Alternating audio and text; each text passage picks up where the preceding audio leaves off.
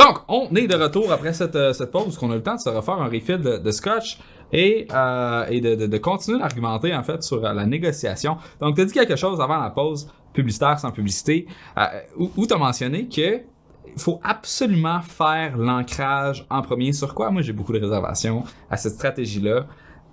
Parce que je pense que tu sais pas d'où ce que la personne vient. Tu sais pas c'est quoi sa situation initiale.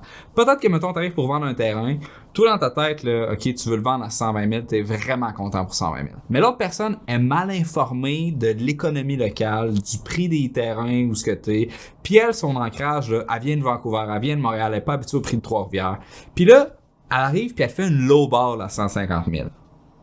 Toi, c'est 30 000 de plus que ce que tu pensais avoir. Puis là, à la lowball, à quoi tu réponds? Une des lois de négociation, c'est de toujours avoir une réception négative à la première offre. Fait que tu sais comme, tabarnak, 150 000. Non, ça c'est ta tactique. 150 Les tactiques 000. là, de négociation, ça sert à rien. Ça marche pas. Mais mettons que ça arrive, David. Non, OK. Cette situation-là, OK? La situation de la madame qui arrive de Vancouver. Ouais. Okay? Si tu t'es Fait que tu peux préparé, monter à 200 000. si tu t'es préparé, tu le sais Que elle, c'est une médecin qui arrive de Vancouver et que son budget est différent. C'est une question de préparation. Fait que faut que tu fasses tes recherches sur la personne avec qui tu négocies. Mais ça dépend c'est quoi l'affaire. Si tu négocies une petite affaire pour 20$, tu te rendras pas très loin dans ta recherche. Mais si tu négocies pour un terrain à 150 000, peut-être que tu vas aller voir c'est qui cette personne-là, voir sur LinkedIn c'est qui. Là, tu vas te rendre compte que, oh, OK, non, ça c'est quelqu'un qui a comme vraiment beaucoup d'argent, c'est Power Corporation, ils ont les moyens. Là, tu vas jumper ton prix un peu.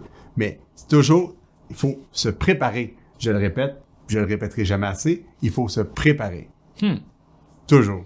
Mais, écoute, peut-être qu'il y a des affaires qui vont passer et que tu te rendras pas compte. Mais la réalité, c'est que si tu es préparé, tu vas toujours gagner. Ouais. Toujours gagner. Mais c'est sûr qu'il faut toujours être préparé. Faut être préparé. Ça, c'est sûr. Puis, ancré dans la majorité des situations, je suis pas capable d'avoir une situation où si tu as la préparation, écoute, récemment, j'ai pas ancré.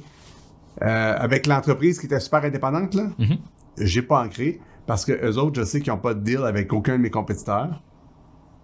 Fait que je serais comme le seul compétiteur à avoir. Fait que là, le prix pour moi est comme moins important parce que j'ai pas de concurrence qui possède ça. Fait que là, dans ce puis en plus, ils sont indépendants, etc. Fait que là, ça, c'est une situation où je les ai assez ancrés. Mais ça m'arrive jamais. J'ancre toujours. J'ai eu une négociation avec une employée récemment. J'ai offert qu'elle ancre. J'ai offert à 4 reprises dans la conversation. Elle n'a pas ancré, j'ai ancré. J'ai justifié mon prix. Après ça, t'es fait. T'es fait. Mais c'est sûr qu'il faut être très, très... faut être prêt à faut être une personne qui est capable de dire non, puis de mettre un hard line quand tu laisses l'autre personne ancrer. Faut pas que tu te laisses influencer par son encre. Faut que tu répondes en conséquence. Je suis d'accord. Parce que c'est sûr que ça peut être très intimidant. Naturellement, ça va t'influencer. D'avoir un encre qui est... Puis faut que t'aies ton prix puis ton encre à toi avant, si tu laisses l'autre personne ancrer. Faut que t'aies la zone. Si t'as fait ta recherche, t'es peut-être même capable de déterminer c'est quoi la zone de l'autre personne, sa zone de possible agreement, puis toi, ta zone à toi, puis là, il faut que tu aies fait tes recherches. Mais OK. Puis là, t'as comme mentionné quelque chose, t'as dit, ouais, mais ça, Olivier, c'est une tactique. Les tactiques. Bon, on va parler des tactiques. J'ai écrit là, les tactiques inutiles. OK? Bon. Des tactiques inutiles, là, ça marche pas, les tactiques inutiles. Si l'autre personne... Écoute, David, je t'ai vu utiliser des tactiques à maintes reprises. Non! Je t'ai vu. Très peu. Je t'ai entendu au téléphone. Il y en a des tactiques, mais moi, je c'est recommande trop cher. Là, je m'en vais te voir dans ton bureau, je dis, pourquoi est-ce que tu as dit que c'est trop cher? Elle dit, ah, ben Olivier, c'est simple, c'est toujours trop cher. Ah, OK. Ça marche. Mais, tu sais, il y a des tactiques. Il y a des tactiques qui marchent, OK? Il y a des tactiques positives qui marchent. Puis qui marchent, puis qui sont pas méchantes. Parce que faut pas que tu ambitionnes sur l'autre personne. Parce que sinon, ça marche pas. Puis à un moment donné, la personne, elle devient émotive. Puis là, tu vas le voir, j'ai une catégorie sur l'émotivité. Tantôt, je vais en parler. Ouais. Fait que tu veux pas ambitionner sur l'autre personne. Tu veux que la personne soit contente. Tu veux toi être content. OK, il y a des techniques qui fonctionnent. Comme une tactique qui fonctionne, c'est que ça soit pas toi le decision maker. Oui. Ouais. Et là, Chris, je peux pas. Mon boss, il dit que lui, il paye pas plus que 1000$. Il paye pas plus que 1000$. Qu'est-ce que tu veux que je fasse? Là, ça, c'est une tactique qui fonctionne. Parce que là, la personne ne peut pas être fâchée contre toi. Ouais. Elle peut même pas te faire monter parce que c'est pas toi qui... C'est 1000$ ou rien. Bon, ça marche. Je veux qu'on continue de riff sur cette stratégie-là parce que c'est une très, très, très, très, très bonne stratégie. Ouais. Quand quelqu'un, t'es en train de négocier avec quelqu'un, puis là, tu peux dire, écoute, j'entends ton point de vue, je sais ce que t'es en train de me dire, je pense que t'as raison. Mais mon boss, il veut rien savoir. Fait que la personne, vu que t'es sympathique avec, puis vu que tu prends son point, bon cop, bad cop. Est plus, ouais, exactement, bon cop, bad cop, est plus susceptible de te faire une concession qu'elle n'aurait pas faite normalement. Ouais. Fait que ça, ces tactiques-là fonctionnent puis restent positives. Ouais. Parce que t'es pas en train de... Au contraire, t'es en train de te mettre la personne comme un ami. Là. T'es pas en train d'ambitionner sur l'autre personne. Fait que ce genre de tactique-là fonctionne. Les tactiques de dire que là, faut que ça soit closé aujourd'hui parce que là, à un moment donné, toi, t'as des comptes à rendre puis si c'est pas closé aujourd'hui, tu vas passer à un autre appel puis c'est tout. Ça, de mettre un peu de pression sur le temps, ça fonctionne aussi. Mm-hmm. Mais faut pas que tu penses aux tactiques qui sont vraiment comme malhonnêtes puis pour... ambitionner sur tu as une idée de écoute, j'ai pas préparé de tactique malhonnête, là, mais disons mentir. Ouais, mais ça, c'est juste une mauvaise stratégie. Point, parce que... Mentir, c'est une mauvaise stratégie. La personne fait sa recherche. Ouais. Détruire le service ou le produit de l'autre. Quelle mauvaise stratégie. On veut négocier ensemble, je veux t'acheter, mettons, ta compagnie. OK? Je vais t'acheter la compagnie de la tranchée. Ouais. Puis là, je te dis que la tranchée, c'est de la merde parce que telle affaire, puis telle affaire, puis telle affaire. Je suis pas en train de devenir ton ami, là. OK? Ouais, on n'est pas en train de l'acheter si c'est de la merde. Hein? Ah, mais je veux l'acheter, mais moi, ça vaut juste 10 000 cette affaire-là. Ouais. Le monde, non. Tu sais, bon, tu comprends? Je veux pas rentrer dans des exemples, mais ton auto, c'est de la merde, ton char. Tu sais, ça, il y en a plein d'autres à vendre. Oui, ok, tu peux me dire, ben, pourquoi tu veux l'acheter? Ben, c'est ça. Fait que là, c'est une mauvaise négociation. Fait que des tactiques négatives qui ont juste pour effet de créer de l'émotivité chez l'autre personne, c'est vraiment à proscrire totalement. Totalement. Puis là, ça m'amène à un point super important, l'émotivité. Ouais. Ok? Ça, c'est immanquable. Dans toutes les négociations, il y en a un des deux qui est un petit peu plus émotif que l'autre. Puis c'est peut-être toi qui est plus émotif. OK? L'émotivité n'a pas sa place. L'émotivité n'a pas sa place dans aucune négociation. OK? Fait que là, deux choses. Toi, il faut que tu arrives là calme, pragmatique, préparé. OK? Mm-hmm. Pas émotif. Pas émotif. C'est la vente de ta maison, mais t'es pas émotif. C'est un actif financier que tu es en train de vendre. Tu n'es pas en train de vendre la maison dans laquelle tu as grandi. OK? Tu n'es pas émotif. Si tu deviens émotif, il faut que tu réussisses à le reconnaître. C'est un réel danger. Parce que tu peux faire dérailler la transaction parce que tu es trop émotif. Tu peux mettre l'autre personne à dos. Puis tu peux comme complètement perdre ta négociation parce que tu es trop émotif. OK? On peut le reconnaître. Les gens vont avoir tendance à se lever debout, à élever la voix, à pas écouter ce que l'autre personne dit. Puis ça peut être toi. Si c'est toi, c'est vraiment heureux. Il faut que tu le reconnaisses. Si c'est l'autre personne, qu'est-ce que tu fais? C'est ça. Faut que tu agisses. Parce que pour le vrai, c'est... Tu fais quoi? Bon, fait que là, ce qu'on recommande, OK, c'est très difficile à faire. Hein, ouais. OK, on recommande deux choses. On recommande de nommer, de dire qu'il y a de l'émotivité dans l'air. Mais là, il faut que tu trouves une façon gentille de le dire, OK? Ouais. Tu sais, on peut dire, mettons, là, je voudrais pas, parce que là l'autre, elle élève la voix. Là, je pense qu'il faut pas rentrer dans les attaques personnelles ou je pense qu'on veut pas s'en aller sur un terrain trop émotif, là. On a une transaction à gérer. Puis là, généralement, juste de passer un petit commentaire comme ça, les gens vont dire, oh, OK, ouais, attends, je vais me recalmer. Si tu vois qu'il se calme pas, ben là, c'est la deuxième stratégie qui est de remettre à plus tard la fin de la négociation. Ouais. Tu peux pas continuer là-dedans. Faut que tu laisses... Il y a rien de bon qui va... Ouais, il y a rien de bon qui va arriver. Fait que tu peux dire, regarde, allons luncher, là. Chacun notre bar, là. Allons luncher, on pense, on regarde nos chiffres, tout ça. On va luncher, on revient, puis on est... Ça, c'est une bonne stratégie, surtout dans les négociations de couple, je pense. Ah, dans plein de négociations. Tu sais, ça peut être de remettre à une autre journée, etc., etc. Mm-hmm. Toute négociation devrait se faire, by the way, face à face ou en vidéoconférence. Ouais. Tu devrais pas négocier au téléphone. Jamais? Ni par email. Par email, non? Face à face. Pourquoi? Ou téléphone. Ou pas téléphone, excuse-moi. Face à face ou vidéoconférence. Parce que, moi, si je t'écris un email... OK, on a juste à regarder ce que le monde écrit sur Facebook, là. Ouais. Okay? Ils ont vraiment les balls, là, les gens sur Facebook. Ouais. Tu veux-tu négocier avec quelqu'un qui a les bases, puis qui est émotif, puis qui sent... Lui, il a l'impression que son nom est pas en arrière. Regarde les commentaires qu'on reçoit, là, des fois. Tu te dis, voyons, qui... Jamais tu dirais ça en vrai à quelqu'un. Le monde est sur les médias sociaux, ils écrivent n'importe quoi. Ouais. Hein? Mais ils le diraient jamais à la personne. Puis pas juste sur les médias sociaux, on parlait de courriel tantôt, puis tu sais, des fois, t'envoies des infolettes, j'envoie des infolettes, les choses qu'on s'est fait envoyer. Oh. Mais jamais qu'il te dirait ça en vraie vie. Jamais. Puis après ça, tu vas voir le profil de la personne, puis là, il est directeur général d'un média connu. Ouais. Ça m'est arrivé pas plus tard que ce matin. C'est quoi ce commentaire-là? Tu sais, moi, je plante des arbres parce que je fais beaucoup de voyages, OK? Pour faire. Puis moi, je vis une vie carboneutre, OK? Je plante... Toi, ça? Ouais, depuis 1 an. J'ai 4 enfants, un chien. On fait beaucoup de routes. On mange beaucoup de viande. Fait que j'utilise compensationco2.ca, qui est un OSBL en Estrie qui plante des arbres. Puis là, ils ont fait un calcul pour ma famille avec mes 4 enfants, combien qu'on pollue de carbone. Puis là, ils plantent des arbres. Ça me coûtait 75$ par mois de compensation. Puis là, j'ai une voiture électrique maintenant, ça me coûte 40$. Puis là, mes voyages, je les compense aussi, etc. Fait que là, j'écris ça sur LinkedIn ce matin. Puis là, il y a la directrice générale d'un média, là, OK, que je nommerai pas. C'est quand même intéressant. OK, c'est la première fois que j'entends quelqu'un qui me dit ça, je trouve ça vraiment intéressant. Qu'est-ce qu'elle a dit? Quelqu'un qui vit de façon Elle dit que ça n'a pas d'allure de faire des voyages de même, puis de s'acheter la paix en plantant des arbres, que ça se fait pas, c'est une idée complètement idiote, puis c'est pas ça la solution.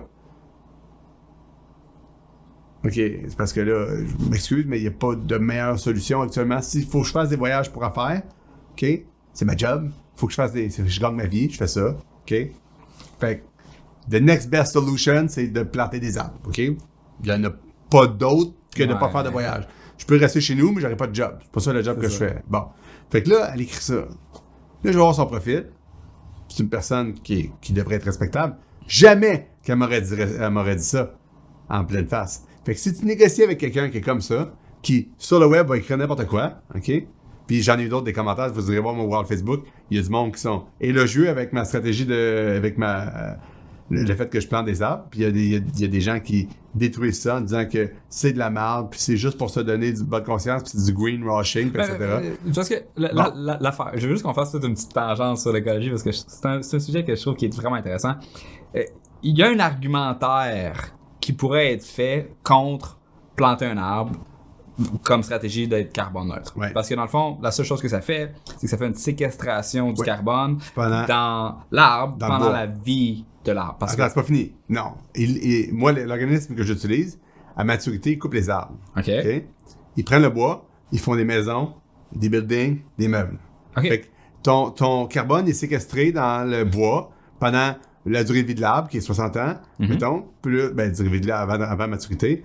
Puis après ça, tout le temps où le bois ne pourrit pas et ne brûle pas. Donc, si c'est un meuble dans la maison, puis qu'il reste 100 ans, qui se passe de maison en maison... Okay. Fait que c'est pas juste planter un arbre, c'est planter un arbre, puis... Le reste de la vie de l'arbre. Parce que la personne, elle aurait pu répondre ça, dans le sens que, tu sais, ben oui, c'est bien beau, sauf que ton... À un moment donné, il va finir. Ça aurait été une bonne réponse. Puis là, on aurait pu avoir une discussion philosophique là-dessus. Dire, OK, là, l'arbre, il tombe, il y a des feuilles dessus, ça devient de la biomasse après 10 000 ans, etc. Là, on aurait pu partir d'une discussion conversation intéressante. Ouais, à la place de dire, ce que tu fais, c'est de la merde. OK. Tu sais, moi, je suis pas de même. Moi, puis, pour peut-être, pendant qu'on est sur le sujet, as-tu vu Stripe, la compagnie de gestion de paiement que j'utilise, ils ont commencé justement à investir dans les... à cause qu'il y a eu la taxe au carbone qui est en train d'être négociée aux États-Unis. En prévision de ça, sont en train d'investir de façon quand même assez intense dans les technologies pour emprisonner le carbone de l'atmosphère pour ensuite de ça l'enfouir sous terre. C'est quand même assez intéressant. Mais actuellement, il n'y a pas de bons mécanismes. S'il y en avait un, tout le monde l'utiliserait. Mais c'est parce que ça coûte vraiment cher. Présentement. L'incitatif économique n'est pas là. C'est ça. Mais de toute façon, mettons, pour l'exemple de la table tantôt, là, OK? Dans 150 ans, les technologies vont être quand même plus avancées. Ouais. Bon. Fait que peut-être que dans 150 ans, on va trouver la solution. Là, pour l'instant, il n'y a pas d'autres solutions. Peut-être que dans 150 ans, le climat va juste avoir augmenté de 2 degrés puis il va se stabiliser. Il va être comme, Who knows? Mais là, pour l'instant, la bonne solution, c'est la qu'on a, là, tu sais. Mais t'as une bonne réponse parce que c'est le fun que t'aies pris le temps de t'instruire sur, OK, c'est quoi le mécanisme. Parce que la fille, elle a quand même raison dans le sens qu'il y a du monde qui vont juste payer pour se donner bonne conscience sans regarder où ce que leur argent va. Puis finalement, ça sert à rien. Ouais, mais la réalité, c'est que moi, j'ai 4 enfants, OK? Ouais. Je travaille, j'ai une vie professionnelle, je consomme parce que je mange. Mais il n'y a aucun mal à consommer. Non, c'est ça. Fait que oui, je fais des efforts. OK, je fais des efforts. j'ai acheté une nouvelle valise parce que j'étais dû. J'ai envoyé un email à la compagnie, j'ai dit, avez-vous... C'est vrai, toi, t'étais un simplicité Non, minimaliste. Okay, fait que là, j'ai envoyé un email à la compagnie, j'ai dit, moi, l'argent, c'est pas un problème, mais l'écologie, oui. Avez-vous une valise de retour d'un client que vous me le vendrez à plein prix, mais à la place de l'acheter, renvoyez-moi là. Ils se disent, ah non, Bon. Fait que tu sais, je fais des efforts. Je fais des efforts pour réduire. On prend du lait de la marque La Pinte. C'est fait en estrie. C'est dans une pinte en verre. Puis après ça, elle est consignée de la pinte, puis la remplie. Etc. Bon. Fait que je fais des efforts. Mais au final, avec 4 enfants, un chien, puis une vie professionnelle, puis une vraie vie... Ton empreinte écologique est quand même là. J'ai pas le choix. C'est sûr que je vais polluer. C'est sûr. Ouais. OK? C'est sûr. On est ici, on respire, puis on pollue. Juste on a une machine à fumer en ce moment là. Bon, fait qu'on pollue. T'as beau essayer de réduire, il va toujours en rester. Je vais t'envoyer le bill de carbone après l'entrevue. Qu'est-ce que tu vas faire avec ta pollution? Il faut que tu trouves une solution. Puis là, pour l'instant, la meilleure solution qui existe, c'est de planter des arbres. Ouais. Qu'est-ce que tu veux que je fasse? Puis moi, je les plante au Québec. Fait que là, c'est une compagnie qui est auditée, qui est retraçable. Il y a après 2 ans, puis après 5 ans, ils retournent pour voir si les arbres sont morts. Puis s'ils sont morts, ils replantent d'autres. Puis là, après 10 ans, puis 25 ans, ils s'en vont voir, ils prennent juste les gros arbres, les petits opprimés qu'ils appellent, ils les coupent, puis là, ils laissent la place aux gros arbres qui, lui, va capter plus que les petits opprimés. En tout cas, ils ont toutes une façon de faire, tu sais. Fait que, that's the next best solution. Mais là, on va revenir à la fille. Négociation. Bon, la fille qui écrit ça sur LinkedIn, elle m'aurait jamais dit ça en vrai. Parce qu'on aurait eu cet argumentaire-là, puis ça aurait été agréable. Ou ce qu'on parlait tantôt, c'était faut absolument tout le temps négocier en face. Moi, ce que j'aime faire parfois en négociation, ça se peut qu'il y ait des gens qui écoutent présentement à qui j'ai fait cette stratégie-là, c'est de répondre à une offre de quelqu'un. Je vais prendre une note, mais je vais pas oublier. De façon très, très... comme... T'es-tu sérieux? That's it. C'est une tactique, ça. C'est une tactique. Tu peux insulter la personne en disant ça. Oui, mais... Des fois, tu serais surpris tes résultats, David? Ouais, mais tu peux insulter la personne. Tu peux pas utiliser des tactiques qui risquent de créer de l'émotivité. J'aime beaucoup le... Mettons là, que je veux t'offrir mes services à l'heure, puis je te dis que je te charge 300. Quand l'autre personne est émotive, c'est pas un avantage que t'as à ton côté? Non, never. OK, check ça. Never. L'émotivité, never. Je te dis, OK, c'est 300$ de l'heure, moi je fais de la consultation, c'est 300. Ouais. Tu me réponds quoi? T'es-tu sérieux? Ben là... Ah, tu me réponds, t'es-tu sérieux? C'est ça ta stratégie. Tu me réponds, t'es-tu sérieux? OK. Un autre exemple qui est peut-être meilleur pour ce que tu viens de dire. Je te réponds, est-ce que c'est ta meilleure offre? Moi, tout de suite, je vais te répondre, oui, c'est ma meilleure offre parce que c'est le salaire que je fais tout le temps. C'est ce que je charge à tout le monde. C'est ça mon prix. Ça fonctionne de même. Ouais. Maintenant, moi, c'est 300$ de l'heure. Mais ce que tu vas faire comme argent avec moi, ça va être... C'est peut-être pas nécessairement la première chose que tu réponds à la personne. Non. Mais on s'entend-tu que est-ce que la meilleure offre, c'est bon? Tu peux l'utiliser, ça. Ouais. Mais pas, es-tu sérieux? Parce que es-tu sérieux? Là, je vais te dire... Il y a une connotation négative. J'ai travaillé toute ma vie pour avoir cette connaissance-là. Puis là, je me lève, puis là, je suis pas de bonne humeur. Tu comprends? OK. Fait que là, ça marche pas. Ouais. Là, tu viens de créer... C'était pas un bon exemple, mais là, est-ce que c'est ta meilleure offre? Ah, c'est bon, ça. C'est bon. C'est excellent. Puis si tu marques ça par courriel... versus si tu le dis face à la personne. Mais là, la personne qui lit le courriel, elle se revire de bord, puis elle dit, ouais, elle va voir son boss parce qu'elle négocie avec son boss. Elle dit, ouais, elle vient de nous envoyer ça, je sais pas, tu sais, est-ce que c'est parce que... Mais toi, dans le fond, là, t'as juste répondu ça parce que tu réponds ça tout le temps. Ouais. Mais tu sais pas, c'est standard. L'autre est peut-être fâché, il est peut-être de bonne humeur, il est peut-être... Ça marche pas. One-to-one, OK, one-to-one, je perçois si toi, t'as bien pris ou t'as mal pris ma phrase. Mm-hmm. Je perçois si t'es émotif ou tu l'es pas. D'ailleurs, un clavier, là... On a tous été émotifs, on a tous écrit un long email à un moment donné. Là, tu l'effaces. Là, tu l'effaces. OK? Mais c'est pas tout le monde qui l'efface. Il y en a qui font send. Ouais. OK? Puis tu veux pas te rendre là. L'émotivité n'a pas sa place en négociation. Tu vas toujours perdre. Puis toi, ta job en tant que négociateur, c'est d'être pragmatique, d'enlever ton émotivité, puis de désamorcer l'émotivité de l'autre. Puis si tu échoues, lève-toi, puis remets la négociation à plus tard. Ça va être mieux pour tout le monde.